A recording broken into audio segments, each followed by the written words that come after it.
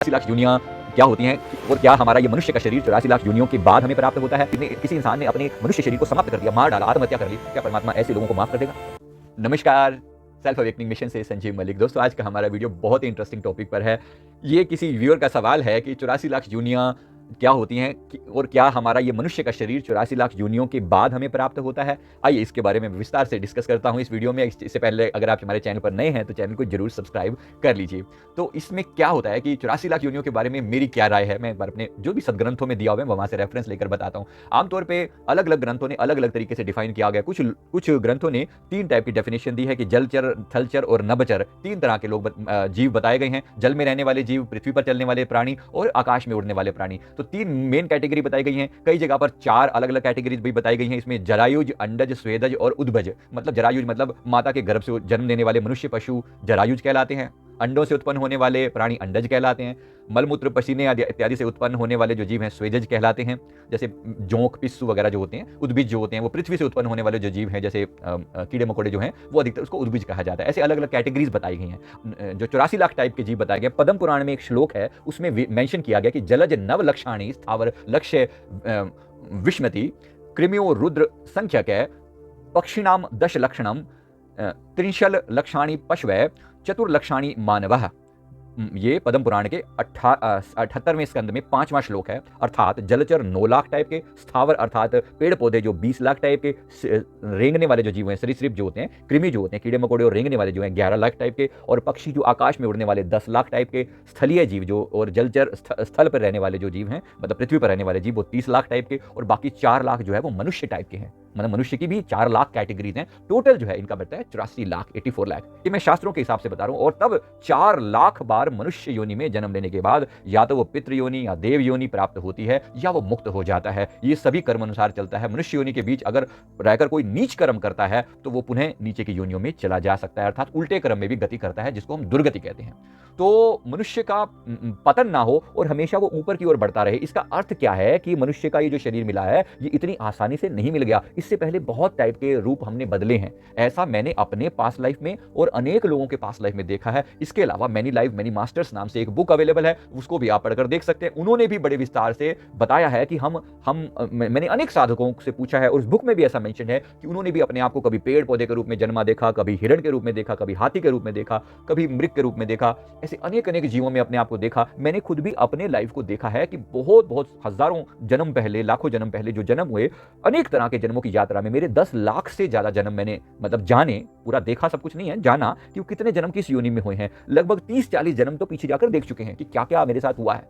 ये सब देखा है और न केवल अपना देखा बल्कि और लोगों का भी दिलती है। मतलब इंसान भी ऐसे भी लोग हैं जो जिनका पिछला जन्म जैसे कुत्ते का था, उदाहरण के लिए, अगर वो कुत्ते के जीवन से इस जीवन में आए हैं तो उनकी बहुत सारी हैबिट्स इतनी एग्रेसिव होती है, मतलब कुत्ते की तरह, मतलब चिल्लाना, भौंकना, जैसे काइंड ऑफ इसी तरह से गाय जैसे टाइप के भी लोग होते हैं। आप जरा देखना, ऑब्जर्व करना, गाय टाइप के लोग भी होते हैं, हाथी टाइप के लोग भी होते हैं, शरीर से बलशाली चीते टाइप के लोग भी हैं दुनिया में। बात को समझना, सिर्फ अलग अलग रूपों में। मतलब ये सब जो पुरानी आदतें हैं वो कुछ हद तक हमारे शरीर के अंदर, हमारे अंदर तब भी वो उसका इफेक्ट रहता है।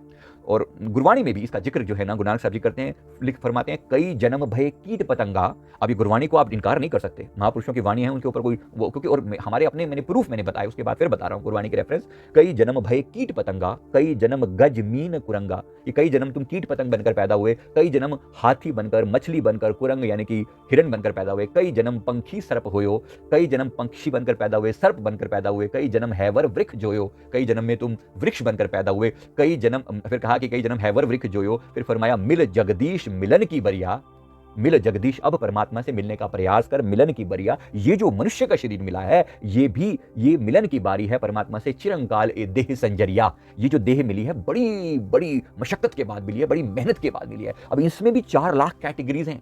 इंसान का जो शरीर है, अब ये 4 लाख कैटेगरीज हैं। मतलब सारे इंसान थोड़े एक जैसे हैं, अलग अलग कैटेगरीज आपको दिखेंगी। इंसानों में भी बहुत वैरायटी है, तो इंसानों में भी बहुत सारे जन्म है, 4 लाख टाइप के जन्म है। ऐसा नहीं कि बस एक मात्र बार मिला और उसके बाद खत्म, अगले जन्म में फिर आप या नीचे गिर गए या ऊपर चढ़ गए, ऐसा नहीं है। लेकिन हाँ, इसमें इवोल्व होने का पूरा पूरा चांस है, इसलिए क्योंकि बार बार मनुष्य का जन्म मिलता रहता है। ऐसा नहीं कि बिल्कुल जीरो है, एक बार मिला उसके बाद फिर नहीं मिलता, ऐसा नहीं है। तो मिलता है, इसमें भी कैटेगरीज है। लेकिन यहाँ सबसे बड़ी बात है, 5 तत्वों वाले जीव बोला जाता है। 5 तत्वों का मतलब जिसमें पृथ्वी, जल, अग्नि, वायु, आकाश पूरी तरह से मौजूद है। तो जहां मौजूद है वहां पर दिमाग भी है, आकाश तत्व के कारण हमारे अंदर दिमाग है, इस दिमाग से हम अपने आप को डेवलप कर सकते हैं। चाहे तो अपने आप को इवोल्व करके परमात्मा जैसी स्थिति में भी जा सकते हैं। बुद्ध इंसान के रूप में ही पैदा हुए ना, भगवान श्री राम कृष्ण इंसान के रूप में ही पैदा हुए ना, परमात्मा ने अवतार लिया, इंसान के रूप में ही अवतार लिया ना, राइट। परमात्मा जानवरों के रूप में पैदा हुए, उन्होंने अब अलग अलग रूपों में दिखाया, लेकिन वो जो है वो केवल अंश अवतार था, मतलब कुछ समय के लिए आवेश अवतार था, राइट। जो मेन लीलाएं हम याद करते हैं भगवान की, वो तो इंसान के रूप में याद करते हैं, क्योंकि तभी आप अप्रिशिएट कर सकते हो परमात्मा को। और यही मनुष्य के शरीर की महिमा है। इसे नर नारायणी देह कहा जाता है। इसी शरीर के भीतर नर भी है और नारायण भी है। यही शरीर अर्जुन को भी था और यही शरीर भगवान श्री कृष्ण को भी था। मतलब कहने को ये शरीर तो ऐसा ही था ना, अब इस शरीर से इवोल्व होने का पूरा पूरा चांस है। आप चाहें तो परमात्मा हो सकते हैं, चाहे तो परमात्मा हो सकते हैं, और इससे कम होना भी क्या, इससे कम होना भी क्या, और चाहे तो अधोगति में गिर सकते हैं। जैसे उदाहरण के लिए, अगर कोई व्यक्ति इस परमात्मा की दिए हुए इस सुंदर शरीर का सम्मान ना करे, तो क्या आपको नहीं लगता कि उसको शरीर दोबारा दिया जाना चाहिए कि नहीं दिया जाए? अगर आप होते परमात्मा, आप क्या डिसाइड करते? आप सोच के देखो, किसी इंसान ने अपने मनुष्य शरीर को समाप्त कर दिया, मार डाला, आत्महत्या कर ली, क्या परमात्मा ऐसे लोगों को माफ कर देगा? उन्होंने इस शरीर का अपमान किया, एक तरीके से परमात्मा का अपमान किया, उनको स्वीकार नहीं किया जाता। ऐसे लोगों की मैंने देखा है कि ऐसे लोगों का जो अगला जन्म होता है, जिन लोगों ने मनुष्य शरीर पाकर आत्महत्या करी, इन लोगों का अगला जन्म एक डाउन लेवल पर जाता है, मतलब पशु रूप में होता है, एक या दो जन्म, तब उसके बाद फिर ये इंसान बनकर आते हैं, तब इनका बाकी का हिसाब किताब किया जाता है। मतलब बहुत जिसने शरीर को पाकर बेकदरी करी उसकी, तो उसके लिए दोबारा से मनुष्य का शरीर तुरंत नहीं मिलता, उसको एक रोटेशन नीचे जाकर आना पड़ता है। अगर मान लो इसी तरह कोई बुरे कर्म करता ही चला जाए, आप सोचिए, जो बहुत नेगेटिव टाइप के विलेन टाइप के लोग हैं, जो लोगों को मार मार कर काट काट कर खा रहे हैं, बुरा कर रहे हैं, लोगों की गर्दनें काट रहे हैं, आपको क्या लगता है, इनको दोबारा मनुष्य का शरीर दिया जाना चाहिए? क्या इन्होंने इतने लोगों को मरवाया, मारा, राइट? जैसे इतने लोग जो हैं, इतने लोगों को मारने या मरवाने वाले जो लोग होते हैं, आपको क्या लगता है, क्या उनको दोबारा इंसान का जन्म दिया जाना चाहिए?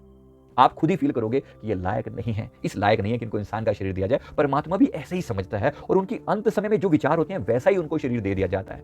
इसलिए वो कुछ लोग ऐसे भी हैं जो डाउनफॉल में जाते हैं। अब कोई एक सवाल पैदा होता है कि जैसे इतने सारे टाइप की दुनिया बताई कि पशु पक्षी भी, वृक्ष भी, ये सब भी हैं, तो लोग पूछते हैं कि जनसंख्या क्यों बढ़ रही है? जनसंख्या इसलिए बढ़ रही है कि चीजें इवोल्व हो रही हैं। अब सोचिए, जब पृथ्वी नई नई बनी थी तो उस समय में वृक्ष कितने ज्यादा होते थे, पशु पक्षी कितने ज्यादा होते थे, मतलब बहुत ज्यादा। जैसे जैसे वृक्षों को काटा जा रहा है, जंगल के जंगल खत्म किए जा रहे हैं, और समुद्रों के अंदर भी जहर घोला जा रहा है, तो वो जो जीव मर रहे हैं वो इवोल्व भी तो हो रहे हैं ना। तो इंसानों की जनसंख्या बढ़ रही है, किसी की जनसंख्या घट भी रही है, पशु पक्षी घट रहे हैं, पेड़ घट रहे हैं, वो भी तो घट रहे हैं ना। तो इसीलिए ओवरऑल एक बैलेंस सा बना रहता है। और इस बैलेंस को बनाने के लिए यहाँ पर इस पृथ्वी के चारों तरफ, मतलब पूरे का एक सिस्टमैटिक ढंग है। पृथ्वी, जल, अग्नि, वायु, आकाश के जो देवता हैं यहाँ बैलेंस बनाकर रखते हैं, तो पृथ्वी पर एक बैलेंस बना रहता है जीवन का। तो अब फाइनल क्या है, इतनी सारी बातें करने का अर्थ क्या है? अब ये मनुष्य देह का सबसे बड़ा जो फायदा है कि हम इस देह को पाकर अपने आप को अपग्रेड कर सकें, आत्मज्ञान की प्राप्ति कर सकें, अपने आप को जान सकें, ताकि इस बार बार इस 84 लाख जूनियों के चक्कर में ना आना पड़े, हमारी आत्मा का परम कल्याण हो जाए। मैं उम्मीद करता हूँ वीडियो जरूर अच्छा लगा होगा। वीडियो लाइक कर दें, कमेंट करें, चैनल को जरूर सब्सक्राइब कर लें। Thank you very much, thank you.